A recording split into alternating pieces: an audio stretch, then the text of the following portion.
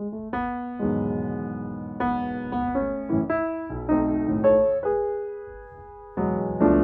afternoon, everyone. It is my pleasure to introduce to you the curator of our current show, and it is a young yet still very distinguished, despite her short years, very distinguished in the field of Latinx art, art history, and printmaking, Dr. Tatiana Reinoza.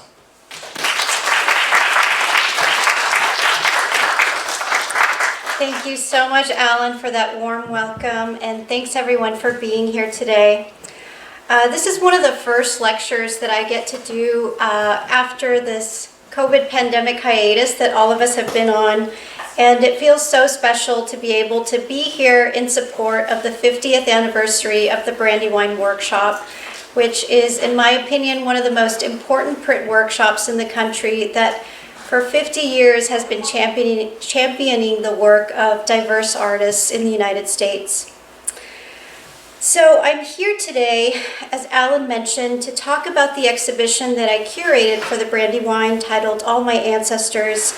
But before we get to that project, I want to share a little bit more about my journey as a scholar who specializes in the history of printmaking. Prior to my graduate work in art history, I spent my undergraduate years as an art studio major at Sacramento State University. During those years, I had the good fortune of working with a number of artists who were part of the Royal Chicano Air Force. This Sacramento-based art collective became well known for the posters they designed in support of Cesar Chavez and Dolores Huerta, and their legendary labor union, the United Farm Workers of America. Some of their posters have now become iconic images of the labor movement and have been acquired by national museums. But when these artists began their careers in university graphic art workshops, they were not doing it for fame or glory.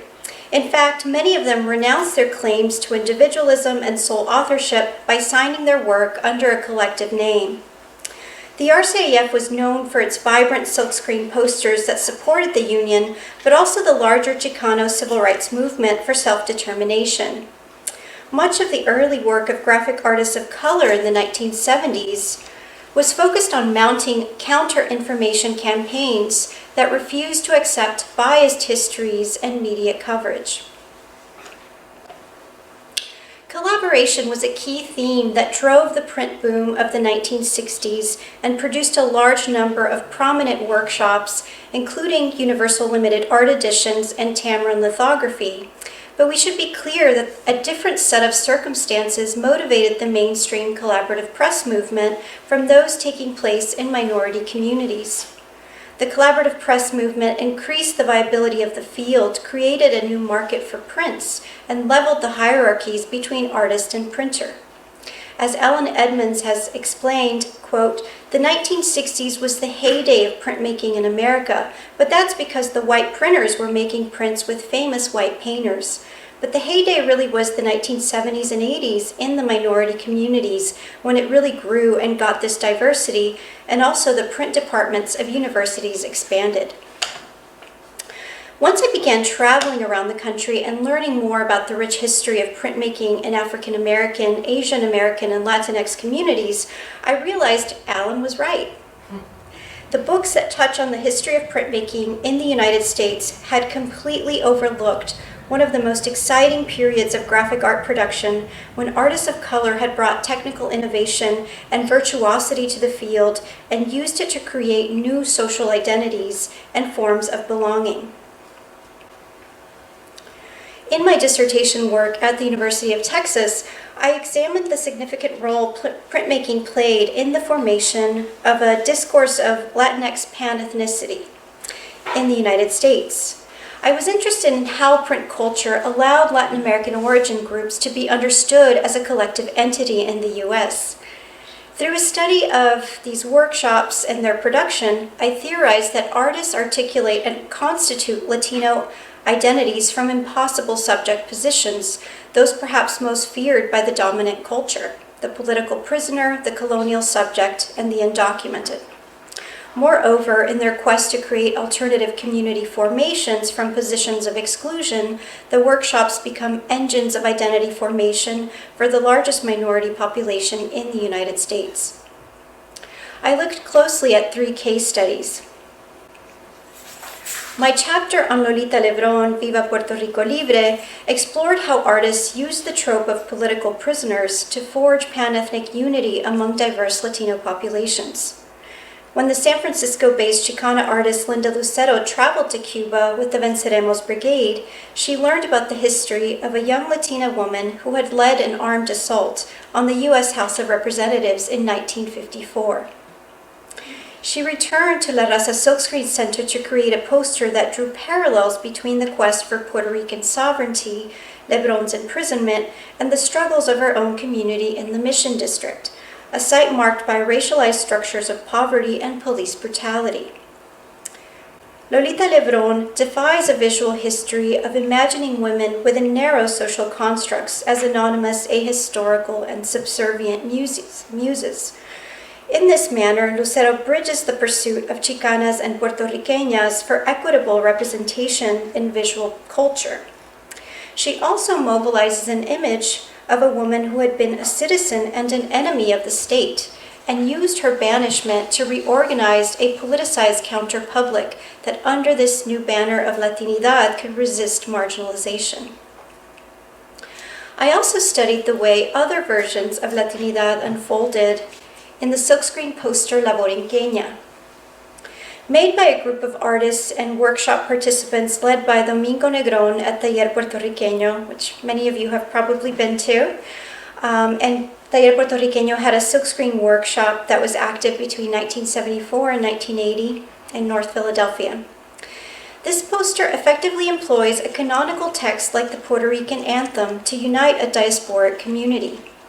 I traced back La Borinqueña's cultural nationalism to the ideology of the Commonwealth in the 1950s, which insisted on a policy of cultural autonomy while maintaining political ties with the U.S.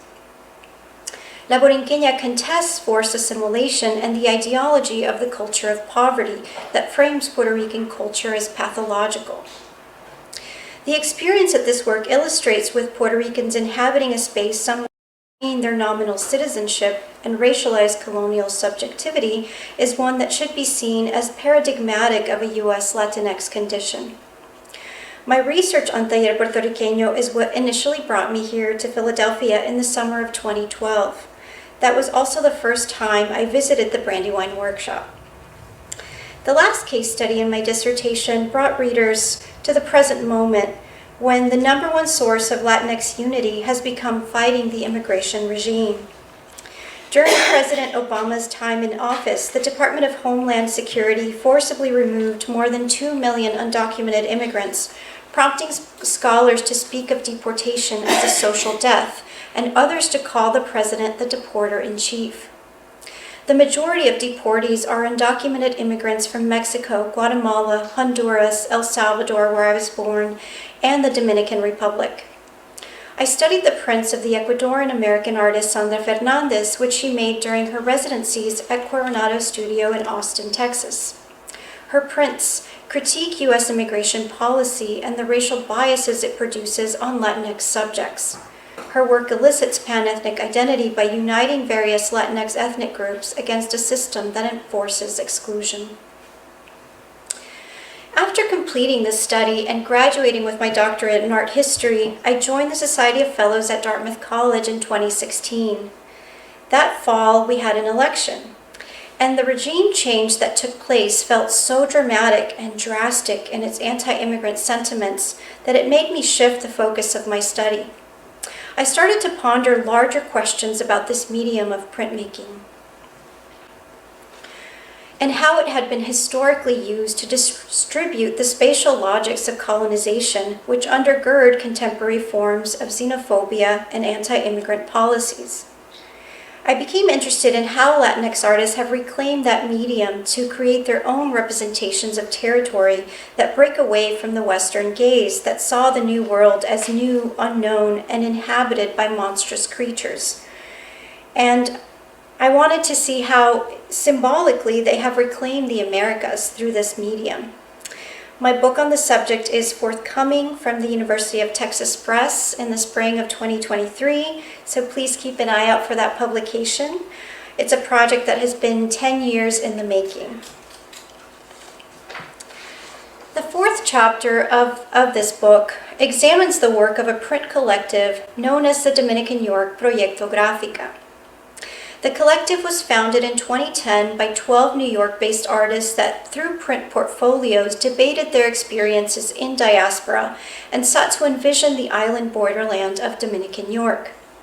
This unique perspective, inspired by the island that was home to the first European settlement in the Americas, as well as the first slave rebellion, centers the discourse of the Black Atlantic as critical to challenging the Eurocentric roots of Latinidad. And what I mean by that is that the idea of Latin America is something that France actually brought to the Spanish-speaking countries of South and Central America. And they wanted to establish this connection to their Latin roots in order to distinguish them from the Anglo-Saxon North, right? But also as a way of being able to kind of establish an imperial kind of order there. But this project of Latinidad that France exported was also based on a racial hierarchy that excluded African descendants and indigenous people. Several of the artists from the Dominican York Print Collective are part of the exhibition All My Ancestors, and I already see Moses Ross is back there in the audience. Sherazade Garcia, for example, immigrated to the United States in 1986 to pursue a BFA at Parsons. She had recently graduated from the prestigious Altos de Chavon School of Design in La Romana on the southeast coast of the island. Through a partnership with Parsons, Altos de Chavon sent a small number of promising students to complete their studies in New York, and Garcia's portfolio earned her a full-ride scholarship. When she arrived in New York in the mid-1980s, there were few Dominican artists, but in a decade, Dominican artists became a sizable presence after several waves of Chavoneros settled in the city, and New York-born Dominican artists also gained more recognition.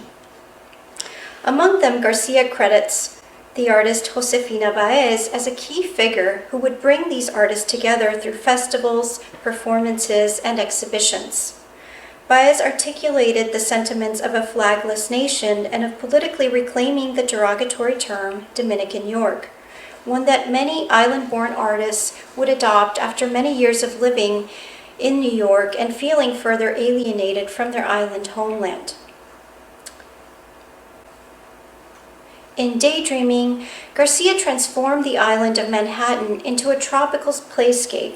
Using a vintage map of Manhattan's city grid, she intervened in the landscape with playful elements, paper boats, airplanes, and flora, as well as the face of a human figure. The contrasting palettes of the panoramic map with the colorful external forms and cutouts evoke a mixture of temporalities, as one might experience in a dream. At first, the dark-skinned figure at the bottom is difficult to discern. The viewer is likely to read the body as a landmass, only to discover facial features in this unknown territory. Garcia reorients the viewer to a coordinate plane that contrasts the bird's-eye view of the gridded metropolis with the racialized Dominican body. Drawn tenuously as if with charcoal, the figure is dark yet translucent, a brownish red inked haphazardly across the page. In an artist statement, she noted, quote, "The great maroon figure powerfully evokes the heaviness of a dream, overwhelmed by memory. It is a disturbed dream, tangled in the ruthless clarity and linear rectitude of the map," end quote. The maroon figure, which some might associate with the runaway slave or descendants of slaves, is a hallmark of her work, and new refilled with the iconography of dark-skinned angels and icons.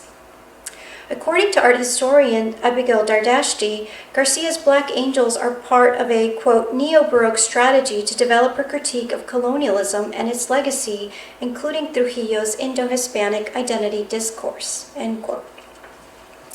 The dictatorship of Rafael Leonidas Trujillo invested in an educational system that promoted a view of Dominican mestizaje or racial mixture as originating from Spanish and indigenous roots, specifically the legendary Taino Indians. The effects of such racist discourse dismiss the presence of an African heritage in order to distinguish Dominicans from Haitians. Garcia counters this ideology with mulatto icons. I went back the wrong way. Counters this ideology with mulatto icons symbolic of a Black and Spanish nation, a more accurate and still contested view of the DR. Her mulatta figures are often submerged in water, recalling the Middle Passage and also contemporary forms of migration to the U.S. The racialized Dominican body that Garcia juxtaposed with the island of Manhattan resurfaces in Miguel Luciano's Detrás de la Oreja, but in this case the focus shifts from New York to the Dominican Republic. Luciano's print features a Dominican passport book open to the photo page, where the artist's face is composed of 3 distinct skin tones. The rubber stamp that appears on the following page triangulates the Trujillato's racial terminology of light-skinned and dark-skinned Indian that persists in a lot of Dominican government documents. Since the 19th century, the phrase "black behind the ears" has been part of Dominican vernacular, at once distinguishing the national body from Haitians and reluctantly admitting the predominance of African ancestry. Luciano's passport, embellished with tropical flora, is another example of the Dominican body resisting an oppressive system of classification. The experience of researching the work of these Dominican artists led me to have a greater awareness of the many forms of anti-Blackness that exist within Latinx communities.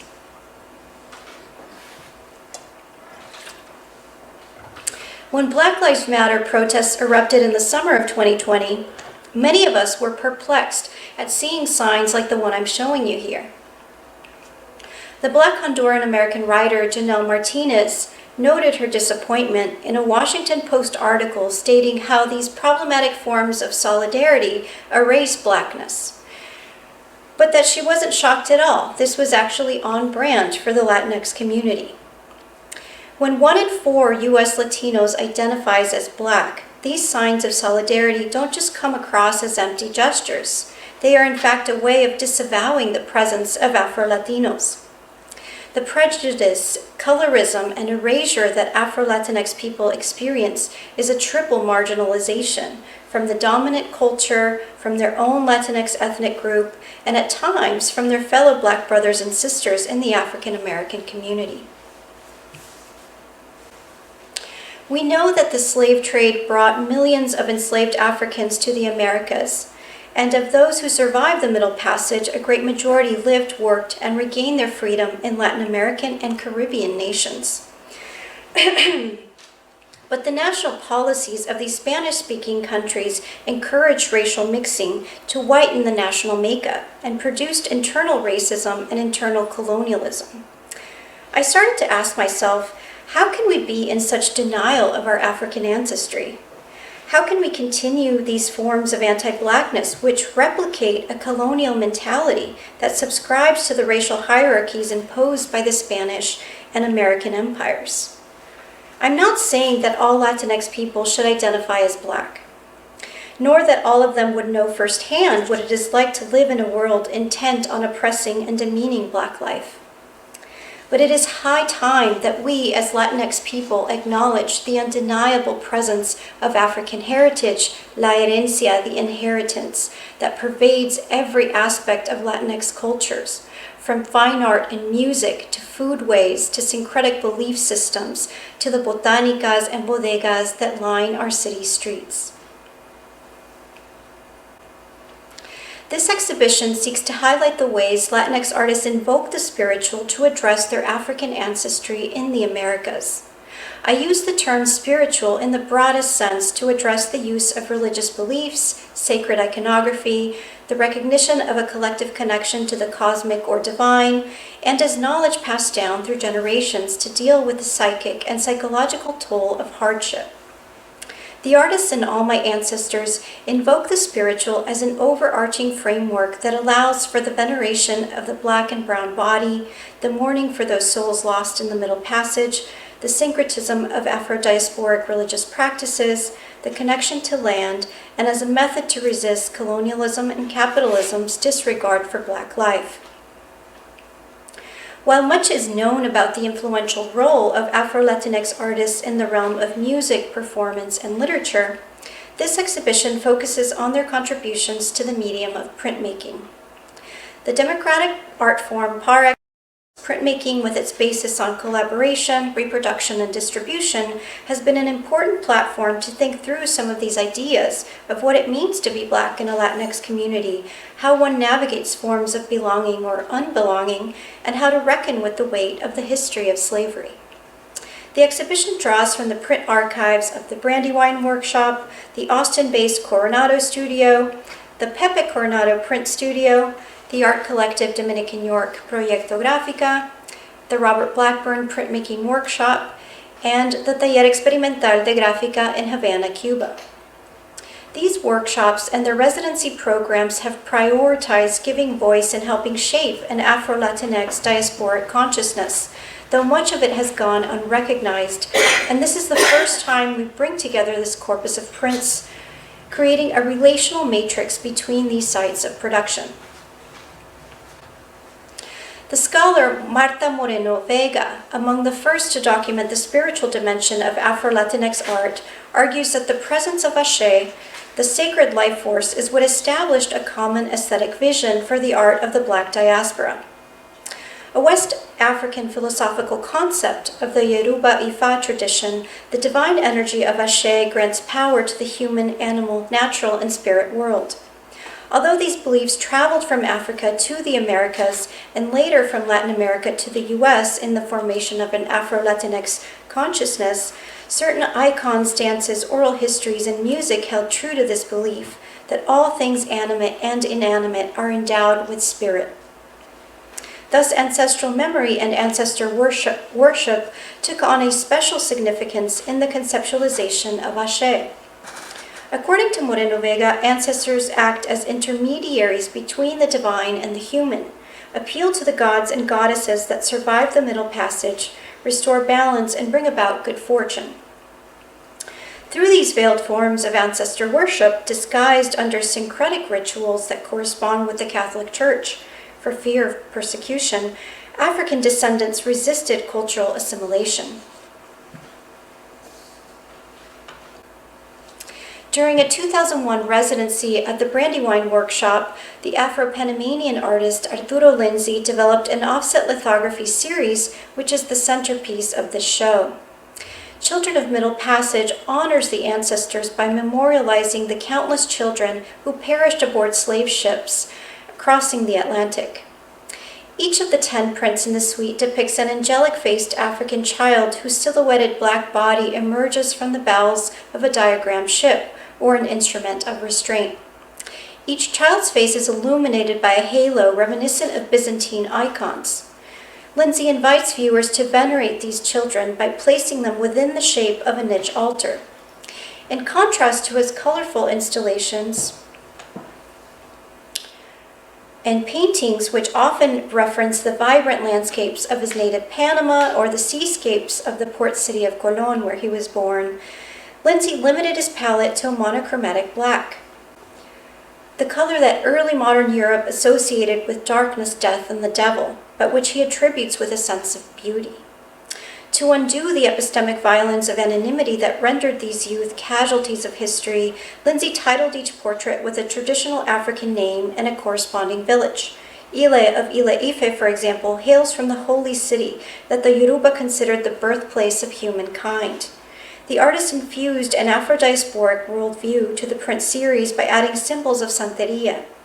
And despite their minimalist palette, each of these divine spirits vibrates with the power of Ashe. Art historian David Brown argues that objects do not need to be consecrated to manifest Ashe as long as they possess certain ethno-aesthetic criteria, such as projecting moral principles and inspiring a devotional disposition. The Children of Middle Passage also led to a collaboration with poet Opal Moore when they researched the story of a ship that had left the west coast of Africa with captives and disembarked in Rio de Janeiro in 1832. Moore and Lindsay reimagined the loss and mourning through a collaborative performance with students from Spelman College, titled The Voyage of the Delphina. The influence of Afro-diasporic religions, particularly the Yoruba belief in the Orisha, when a divine power converges with a natural force, deified ancestor, or object, are especially evident in the work of Cuban artists in the exhibition. Prints such as Untitled by Eduardo Roca and Ibrahim Miranda's El Túnel, both members of Taller Experimental de Gráfica in Havana, reference the Ori, or the physical head of a person, as well as the Ori Inu, the internal spirit that determines their character and fate. Miranda's prints appear to mine the depths of surrealism, but are in fact infused with these Afro-Cuban beliefs that invoke the spirit world. Among the Cuban artists, Belkis Ayllón and Juan Bolsa made extraordinary prints that explore the all-male secret society of the Abacuá. The Nigerian Brotherhood of the Abacuá arrived to the port cities of Cuba through the slave trade and brought with it the establishment of fraternal societies that helped men in bondage maintain a sense of community, faith, and self-expression, and is now recognized as an official religion on the island nation. Ayllón began to research the history and mythology of the Abacuá while she was still in high school, and the rich iconography of its narratives became her preferred subject matter in printmaking. Her residency at the Brandywine Workshop in 1999, the same year of her untimely death, resulted in works like Untitled,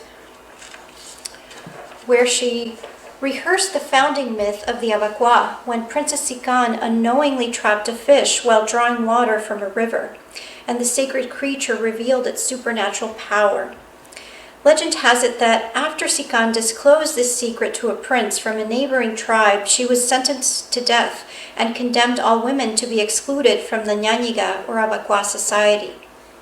Ayllón reimagined the beliefs of the Abacuá from the perspective of Sican and the excluded women who appear without mouths in these prints and speak only through their emotive eyes and gestures.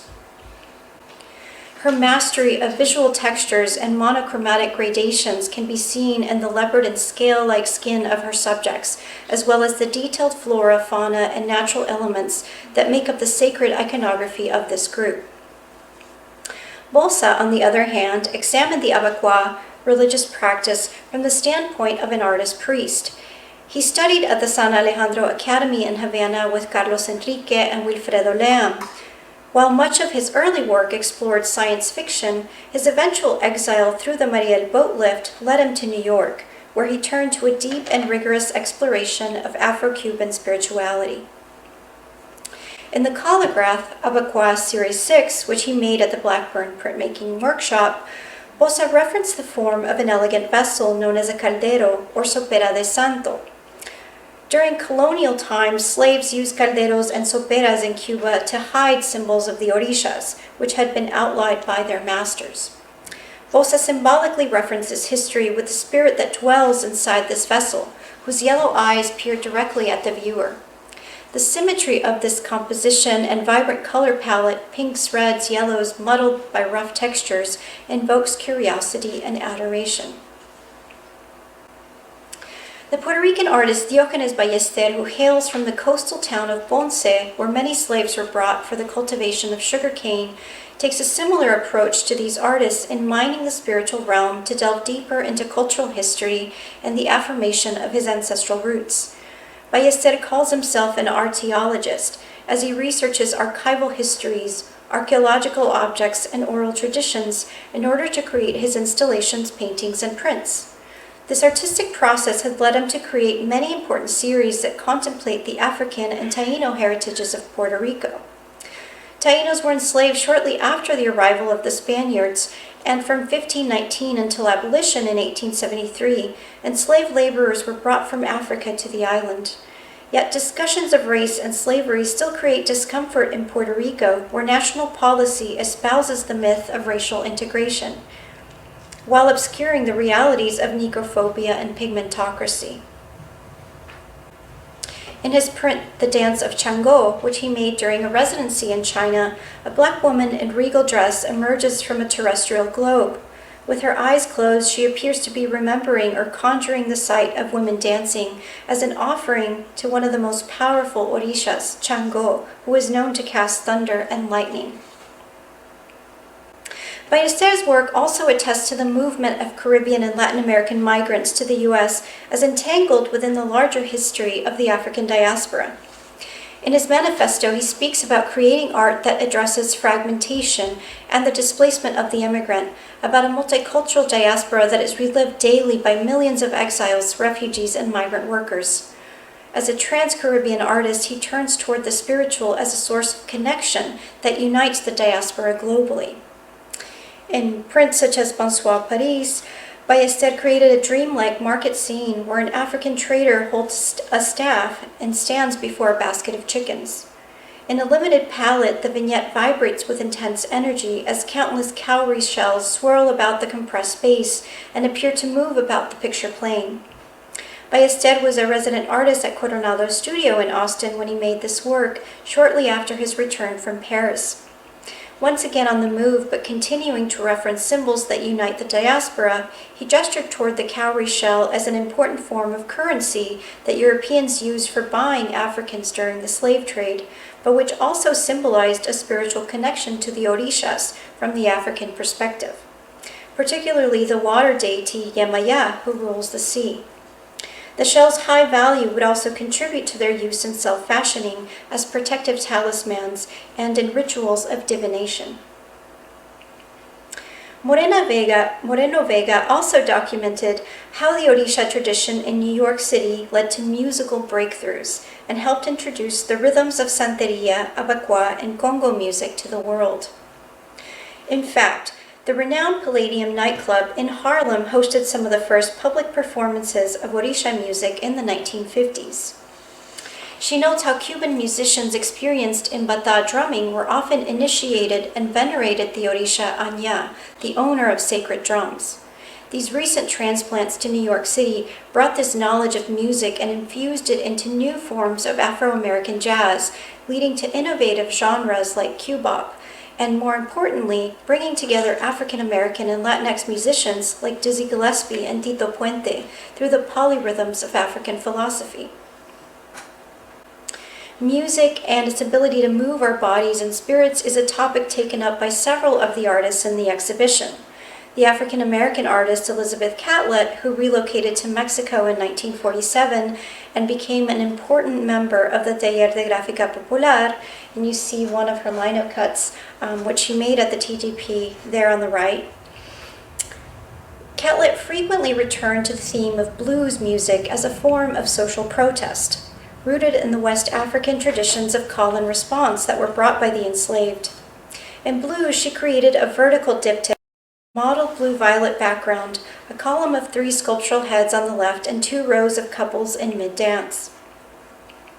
Similarly, Candida Alvarez's early figurative work, Los Enamorados, shows a small window opening into an interior space where 2 couples appear to be enjoying an evening party. The viewer voyeurs into the warm room as a couple sways in closed position, and their eyes are simultaneously drawn outward to a checkered and rose-lined exterior, which the Puerto Rican artist animated with dynamic line work. The Jamaican-born artist Keith Morrison extends this interest to the African roots of the Argentine tango. Music pulsates through his wildly colorful prints, which appear to capture dancers and mythical creatures in motion.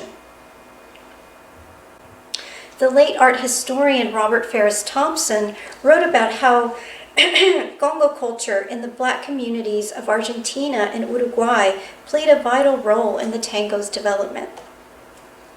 Moreover, the Dominican York artist Moses Ross's etching El Regatón del Bachatero shows a dancing figure that bridges the divides between his beloved island and the bustling city through the sounds of bachata and reggaeton. Ross, who trained as an architect and works in sculpture, painting, and printmaking, infuses much of his work with a sense of joy, that invokes the African origins of Caribbean music. Opera is perhaps the most spectacular of these forms, combining music, song, and dramatic acting. In the spring of 2021, the Bronx-born Afro-Dominican artist Elaine Rodriguez returned to the Dominican Republic to film Ebo at a historic sugar mill that I'm showing you here that dates back to the mid-1600s. Commissioned by the Americas Society, Ebo recounts an African legend where Queen Abetebi refuses to sacrifice her beautiful bird and is condemned to death for her disobedience. A story that shares interesting parallels to the figure of Sican in the work of Belkisayon. Rodriguez, who studied fashion design at Parsons, designed the dazzling costumes and worked with choreographers to film the dancers on site in the ruins of these colonial buildings. Aguirre called the visual and dramatic spectacle an exorcism of the island. Her etching, Ebo, the embrace, which is in the show, is drawn from a film still and documents her recent collaboration with Dominican master printer Pepe Coronado in Austin, Texas. According to Moreno Vega, it was the Cuban and Puerto Rican communities and their preservation of the Orisha tradition that brought the African spiritual dimension to the Black Power movement of the 1960s and 70s, lending it a rich iconography, music, and dress. However, African Americans did not understand why these Latinx communities continued to reference images of white Catholic saints. This was a point of contention that reflected a lack of understanding of their syncretic value, meaning that a Yoruba deity like Chango could also be venerated through the image of Santa Barbara, and that the holy child of Atocha referenced the powerful Orisha Elegua. Furthermore, recent scholarship by the art historian Cécile Framont has also shown that many of the enslaved came from the Kingdom of Congo, which converted to Catholicism as early as 1500, prior to the slave trade. These Congo Christians adopted European saints as their own without it being a colonial imposition and brought these spiritual beliefs to the Americas. This historical evidence suggests that Christian iconography would take on multivalent meanings for African descendants from Latin America and the Caribbean. Some of the prints in the exhibition signal how Christianity is an important source for the Afro-Latinx diaspora. The Nuyorican artist Juan Sanchez, whose work graces the cover of the catalog, frequently turns to family, politics, and religion in his art. In his signature collage-like style, the offset lithograph Prayer and Struggle shows a mother's handwritten note pleading for the safety of her son, framed by scrapbook cutouts of children in the Puerto Rican Day Parade, a Xerox of Ramon Frades El Pan Nuestro, and an upside-down bald eagle. Sanchez has arranged these items against a vibrant golden and vermilion background, where the pattern of Sacred Heart imagery speaks to the struggles of poverty, displacement, and unfreedom. The Dominican York artist Luanda Lozano, who was born in Angola to Dominican immigrants, also turns toward Catholic iconography in her graphic work. Lozano's etching Sálvame Santo outlines the figure of a Catholic saint amidst the blue-green waters of the Caribbean Sea. The Catholic icon sustains the prayers of an ongoing tragedy of shipwrecks that happen along the 90-mile stretch between the Dominican Republic and Puerto Rico's coastline. When these small wooden boats called yolas carrying dozens of passengers are lost at sea. Lozano also trained at Altos de Chabón in the Dominican Republic and eventually transferred to Parsons, where she studied illustration. Her friend and fellow Dominican artist Julio Valdez introduced her to Robert Blackburn. This unexpected encounter allowed Lozano to continue honing her skills in printmaking. At the time, Lozano was only a senior at Parsons and ensured that Blackburn would grant such a novice access to the printmaking studio. He ran at 55 West 17th Street. Lozano recalled in our interview that he had noticed her hesitation, and he said to her, "You can come and use the shop. Bring your paper and work. You don't have to say anything else." Founded in 1947 and active to this day, Blackburn's printmaking workshop had a reputation for opening the doors for artists. Curly Raven Holton, who was a visiting artist, noted, quote, For many artists new to the city, the workshop was the only open door that would embrace them regardless of where they had come from or their professional rank." End quote. Blackburn's inclusive politics reflected the painful memories of overt racism experienced during his long career, but also his dedication to initiating other artists into advancing the medium. The New York-born Haitian artist Sybil Charlier takes a conceptual approach to the appropriation of Catholic imagery. Her work often inverts symbols and signs in order to shift the power differential between the post-colonial reality of the Antilles and its former colonizers in Europe. Charlier's series Pantheon recasts popular culture icons and famous artists as part of the Voodoo pantheon, with each title referencing Aloha or Iwa. She digitally manipulates the portraits of famous figures such as Harry Belafonte here into the mass-produced images of Catholic saints to reference how African spiritual practices had to be hidden in the form of a decoy to not arouse suspicion. The final section of the exhibition highlights the connections between nature and spirituality. The Martinican writers Aimé Césaire and Suzanne Césaire wrote at length about how Black Caribbeans are politically and spiritually connected to the land, and their work as part of the Negritude movement influenced many artists. This spiritual connection to nature is evident in the work of Julio Valdés. The Dominican artist relocated to the United States when he received a fellowship to work at the Blackburn Workshop. During this time, he adopted the silhouette as a way to reflect on his shifting identity as a recent transplant. His interest in the silhouette is reminiscent of the work of the late Cuban artist Ana Mendieta, who used her body as an imprint on the earth, drawing connections between nature and the feminine divine. A residency invitation to the Brandywine Workshop resulted in Valdés's Building Myself, a painterly offset lithograph where his body emerges out of plant-like and water forms. The human form consists of a series of vertical blue and green strokes with a Taino petroglyph at the center and a crescent moon which marks his head. The artist outlined the silhouette in a bright white, suggesting the figure emerges from a reflective surface, which contains not only water, but also tropical leaves that frame the body. The act of surrendering to nature or seeing oneself as inseparable from the Antillean terrain recalls Suzanne Césaire's notion of the plant man, that, in her words, like the plant, he abandons himself to the rhythm of universal life. He makes no effort to dominate nature. I'm not saying that he makes the plants grow, I'm saying that he grows, that he lives like a plant." End quote. The rootedness in the terrain of the Caribbean islands and waters that Césaire advocated was meant to empower Afro-diasporic subjects to counter the disenfranchised positions brought on by slavery and colonialism and restore a balance to the tropics through stewardship, reclamation, and opposition to extractive economies. Similarly, the Afro-Honduran artist Celia Guevara looks at matriarchal figures who carry on the traditional and spiritual beliefs of her Garifuna heritage. In the late 18th century, British colonists forcibly exiled the Garifuna, a community of mixed-race African and Carib Arawak Indians who were resisting enslavement and assimilation on the Caribbean island of St. Vincent. Despite their traumatic displacement to the Bay Islands of Honduras, Garifuna culture flourished along Central America's Caribbean coastline, and in 2001, UNESCO declared their language, dance, and music as intangible cultural heritage of humanity.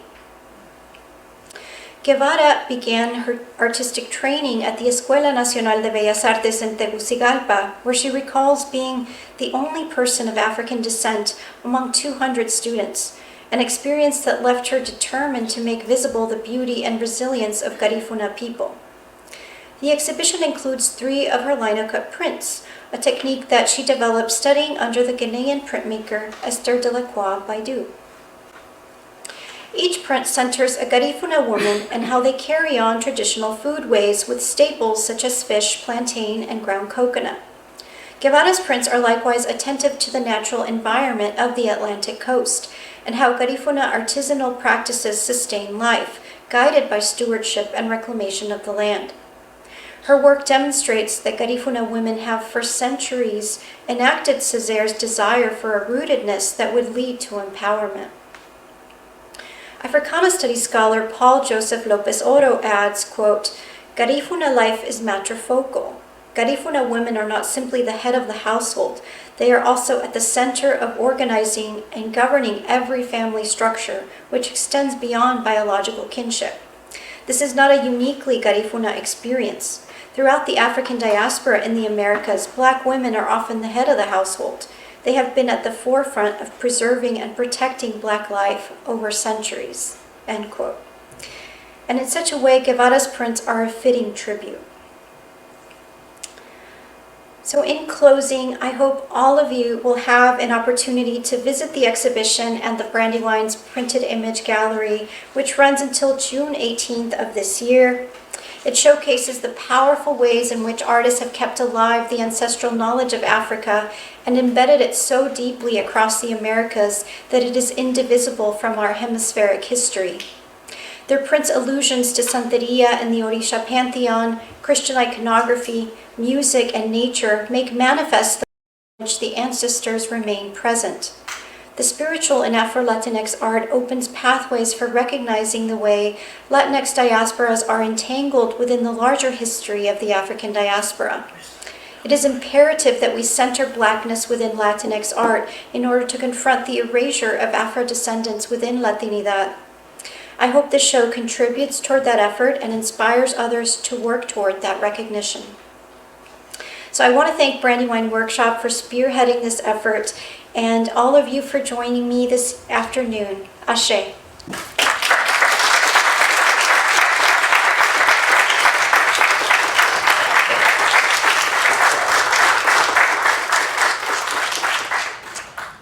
Thank you, Tatiana. We have a few minutes for questions from the audience, if you have any. Jessica, you have the mic on that side? Yes. Okay. Before we take questions, I just want to remind everyone that after this program, starting at 5:30 to 8 o'clock this evening, we have the opening reception for the exhibit at Brandywine's Gallery at 730 South Broad Street. You're all welcome to come and join us. Okay. Any questions for Tatiana? I don't need a mic. Yeah. My name is Gary. How are you?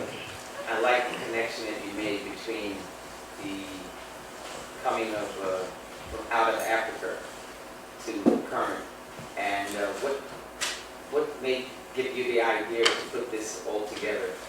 I wasn't here at the very beginning. Okay. Yeah. Thank you for your question. So part of my process as a curator is to go into the print archives of these workshops, and I began looking through the permanent collection of the Brandywine, and I noticed that they had a lot of Afro-Caribbean artists who had been visiting artists, and what I began to see is that many of them had these connections to spirituality in some way, and that and it was so broad. Spirituality is like a huge spectrum, right, for me. And for some of them, it was a direct connection to Afro-Caribbean religions like Santeria. For some of them, the connection was through music. And so that's really where I began to kind of conceptualize the ideas around the show. And then Alan encouraged me to look at the archives of Latinx workshops that I was already researching in my book, and that's when we noticed, an artist like Diogenes Ballester has printed at the Blackburn, but he's also printed at Coronado Studio. Julio Valdez is printed at the Blackburn and is printed here at the Brandywine, and so that's how we started to also make these larger connections between the workshops.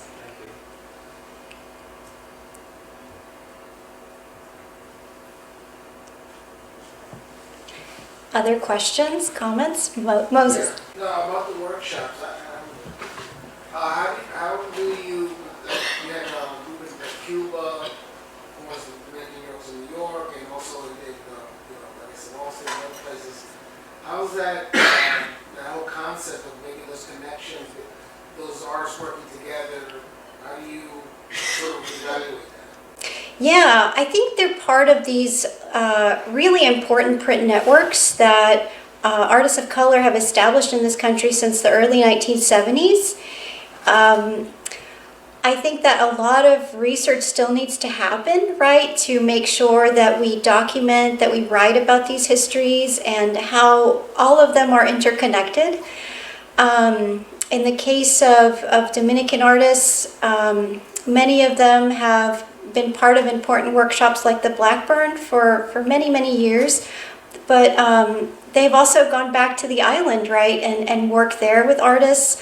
So there's a lot of synergy that has happened, and that we're just now, I feel like, beginning to kind of, the scholarship is just starting to catch up. So to answer your question, I think a lot more needs to happen to make those connections visible. Yeah, Ruth. Apart from talking to the artists and the archives of the workshops, where have you gotten your data? Yeah, so one of the things that was really important, trying to get back to Arturo's work. So Arturo Lindsay is, which I talked about as being kind of the centerpiece of the show, this series. Lindsay was the editor to a really important volume called Santeria Aesthetics that came out in 1993 and that was published by the Smithsonian. And that was one of the key volumes that kind of helped me look at this research, but it was more from the kind of Latin American Caribbean perspective, and it was published in '93. So I had to like go out and look for more current work that has been published in the area. I feel like in terms of Latinx art, we still, like, this is really an understudied characteristic, right? Like the African legacy in Latinx art is not something that we often hear about or that we talk about, but I think that the time is right. Like we absolutely need to. So Arturo's work was particularly important for kind of helping me conceptualize that connection, and just to learn more about Afro-Caribbean religions that I wasn't familiar with. I learned a great deal about Santeria, and I'm really happy that, as a result of these experiences, now I'm overseeing a student who is Afro-Cuban at Notre Dame and who's writing her honors thesis on, the influence of these Afro-Cuban religions on art. So I think it will hopefully continue to grow, and she'll continue on to graduate work. Thank you. Yeah. Tatiana, can you talk about the role of organizations and workshops in making these connections so that, one of the things that we have the last 40 or so years is we have a source of documentation, preserving the heritage, preserving the knowledge. And what role did that play in your research to be able to come up with the kind of connections and the data that you've mined so far? Yeah, great question, Alan. That's a broad question too. I think that the kinds of archives that we find when we do research in African American, Asian American, and Latinx workshops, you realize that when many of these artists started working in this manner in the 1970s, they were doing so because there was a huge void. There was no visual culture representation of their communities. And there was also all of these biased information campaigns that were happening, and they had no control over reproductive mediums, right? And so to have that aspect really changed the power relationships. And I think that's the reason that printmaking became so important to minority communities in the 70s. And many of them have incredible archives that still are underexplored, in my opinion. The Kearney Street Workshop in San Francisco, for example, of Asian American artists, I've yet to see a book come out on that. And it documents so much history, not only the kind of important activism that happened in the 70s, but even the way that artists were negotiating the terms of belonging, right, within their own communities. So, for example, the way the 1980s, there was a lot of queer artists in these communities who were challenging some of the normative, kind of heteronormative ideas within cultural nationalism. And all of that's there. You know, these archives, you can find stories about the AIDS epidemic. You can find all kinds of incredible work. So that's just my pitch for those students who are out there in the audience, that there's so much work that still needs to take place. We have another question.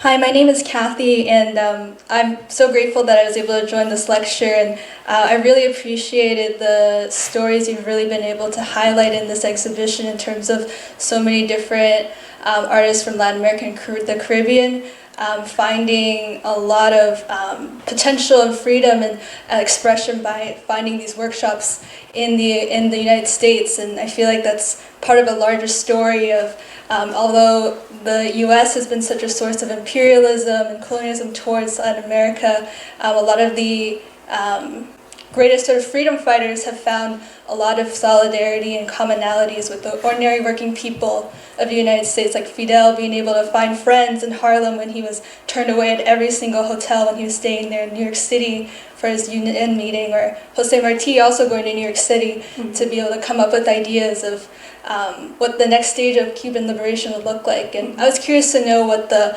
artists from these regions, when they went to places like the Brandywine Workshop, found so appealing and what they really wanted to accomplish in their time in the United States. Oh, excellent question. Thank you, Kathy, and preach.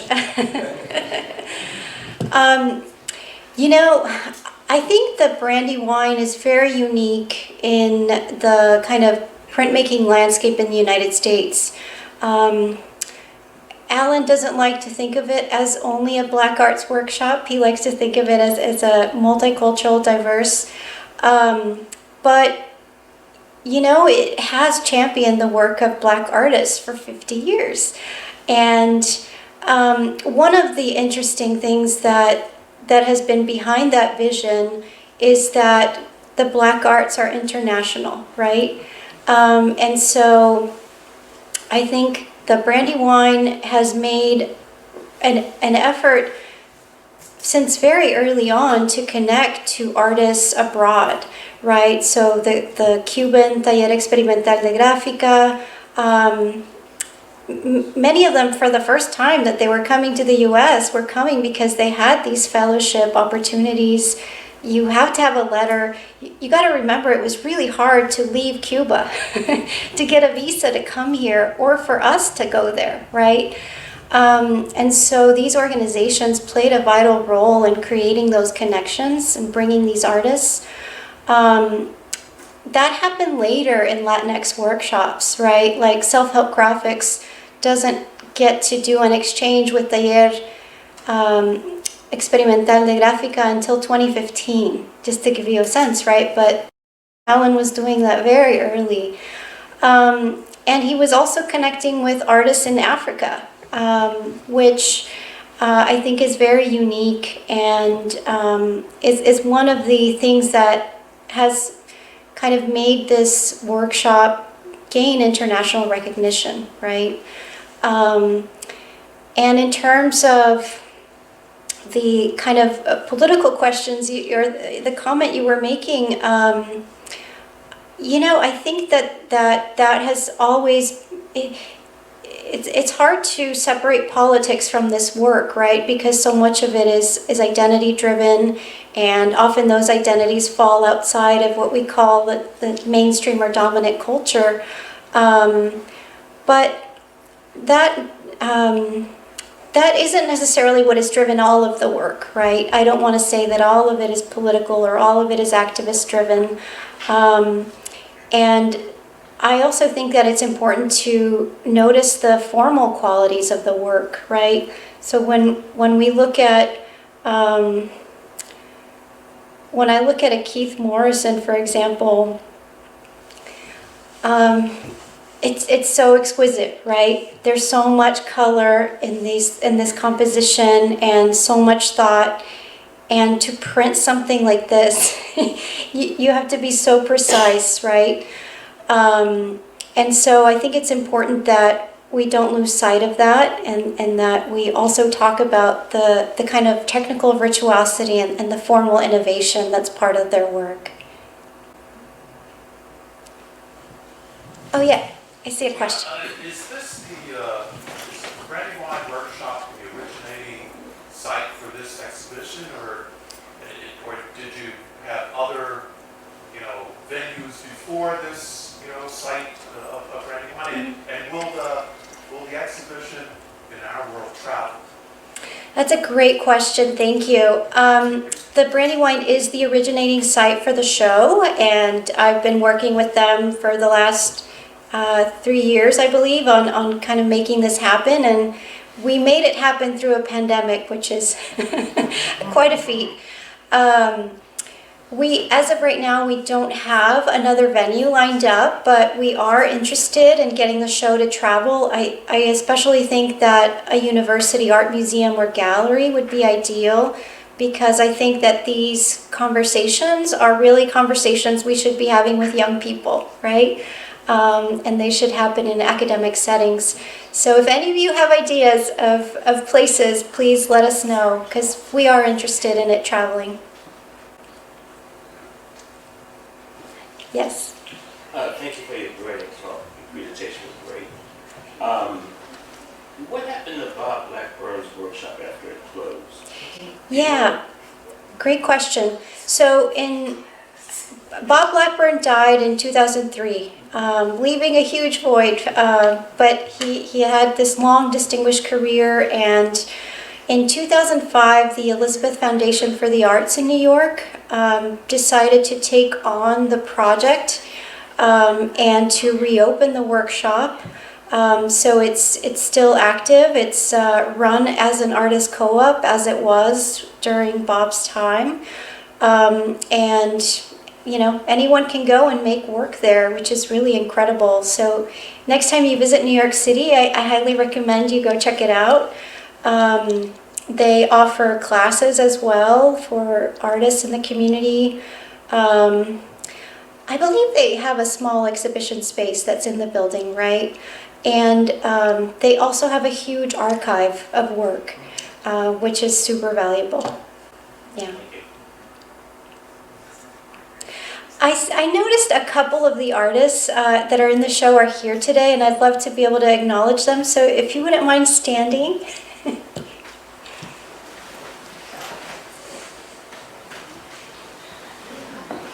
So Should we call them out? we have Sybil Charlier. The ones that I know, you introduce the ones you know, because some of these folks I've never met. That's Keith Morrison over there. So Moses Ross Suarez here at the center from the Bronx. And Sybil Charlier is here today. If we have a few minutes, it'd be nice for them to maybe say a few words about the work that's in the show. Let me just ask all the artists that are here. Stand up. Stand up. There is no Brandywine, there is no Bob Blackburn, there's none of these things, these workshops, these organizations without the people that create the art. Yeah. So we're happy that you joined us this evening. Let's give him a sense. You want him to come down, or you want to do it at this seat? Yeah, I don't want to put him on the spot. If you'd just mind handing the mic. We'll go with Sybil first. Yeah, tell us a little bit more about your series, Pantheon. Hello, everybody. I can't wait to see the show because I came in. Oh, sure. I can't wait to see the show. I just arrived from New York, so I can't wait to see the show itself. That series is probably my longest standing series in the studio. I started it in the late 90s when I was an artist in residence at the Studio Museum.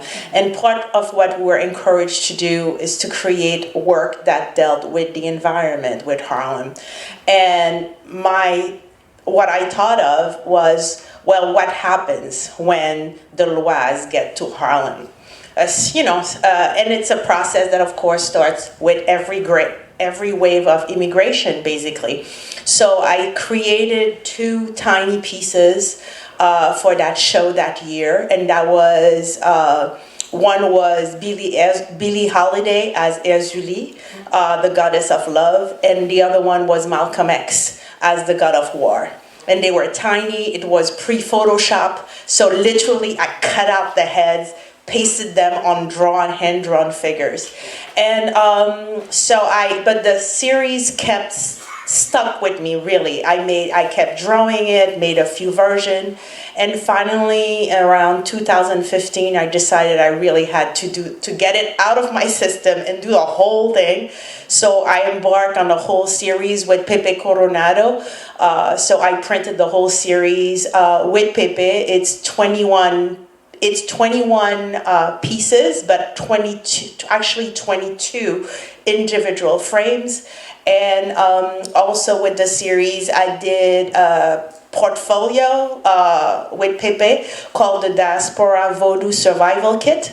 That is a portable kit that contains all the pieces as well as a poster and a tiny ceramic ritual rattle that I made in Skowhegan this summer. So that's, in a nutshell, that's pretty much the series. Thank you so thank you. much.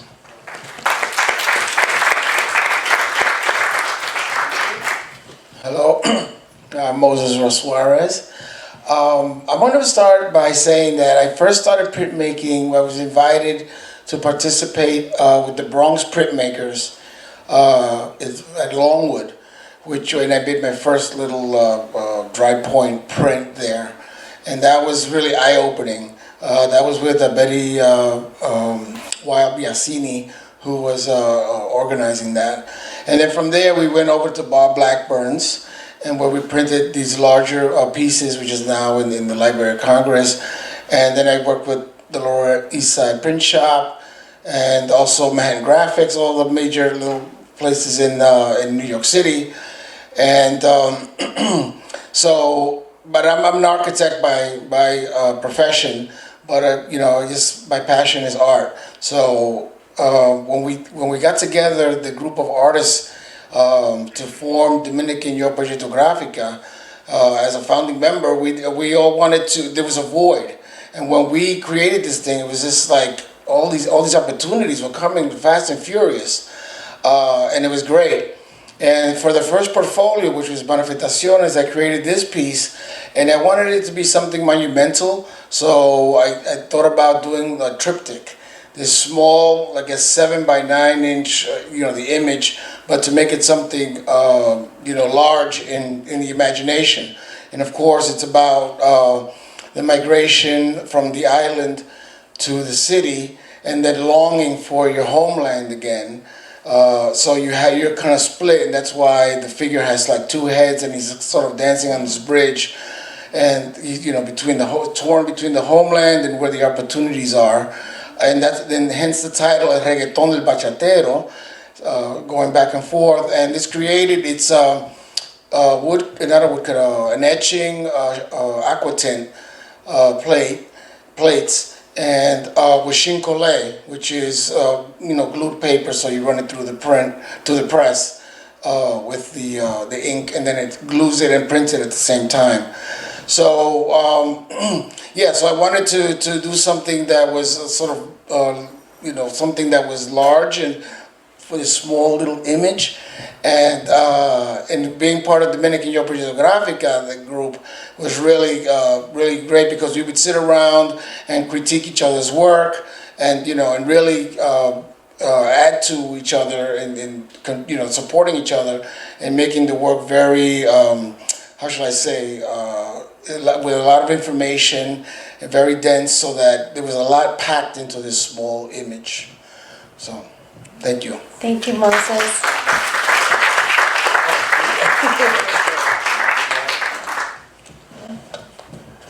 Hello, my name is Keith Morrison.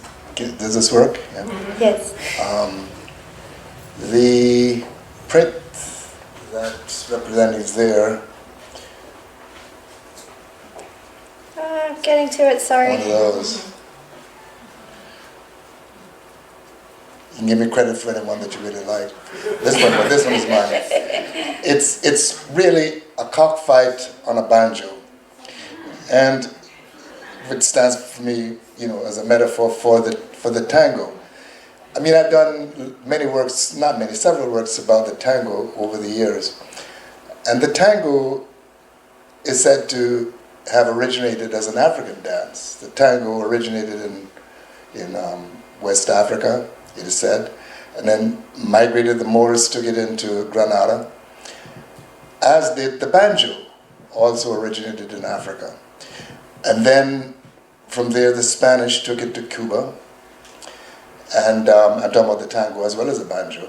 And the tango goes south into Uruguay, whatever, and ultimately ends up in famous in the movies in the 30s.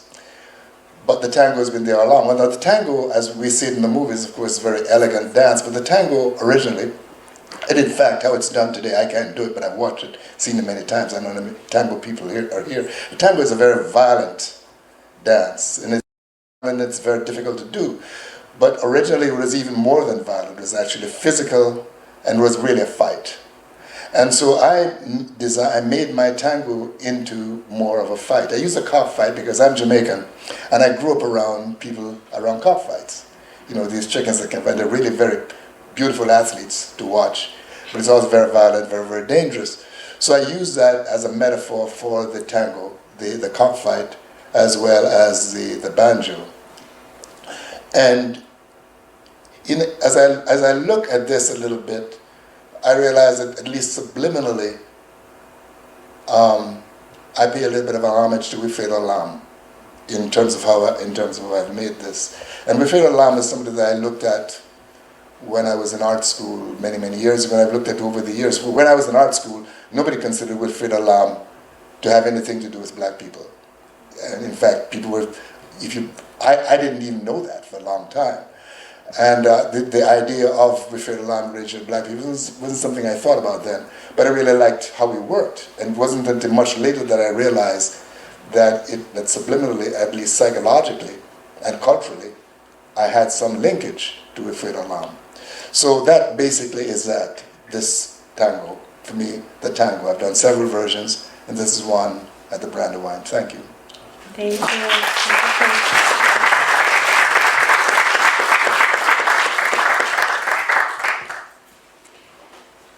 Yeah.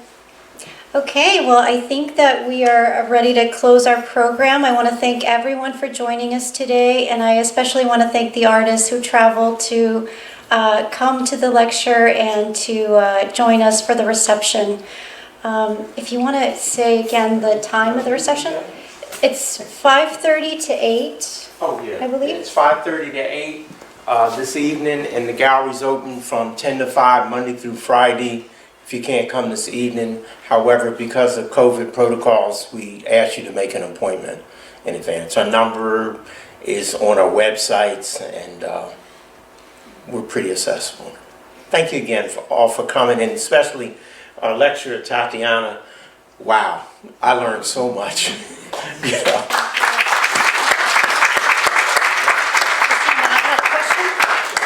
Just a brief public service announcement. Tatiana would be too modest to say this.